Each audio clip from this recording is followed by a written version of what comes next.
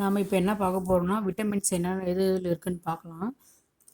அதில் சாப்பிட்ற என்னென்ன பெனிஃபிட்னு பார்க்கலாம். முட்டை, பால், அடுத்து வந்து நெய், கேரட்டு, சோளம், மஞ்சள் நிற பழங்கள், கீரைகள், சீஸ், ஈரல், சர்க்கரைவள்ளி கிழங்கு, தக்காளி, பப்பாளி. இந்த மாதிரி இதெல்லாம் நீங்கள் சாப்பிட்டீங்கன்னா ஆரோக்கியமான கண் பார்வையும் தோலோட இதுவும் வராமல் இருக்கும். ஆனால் அது வந்து இப்போ நீங்கள் இதெல்லாம் ரெகுலராக சாப்பிடல அப்படின்னா மாலைக்கண் நோய் வரத்துக்கு வாய்ப்பு இருக்குது. ஸோ அதனால் இந்த மாதிரி விட்டமின் ஏ இருக்கிற உணவுகளை தேடி சாப்பிடுங்க. குழந்தைங்களுக்கும் இதே மாதிரி கொடுங்க.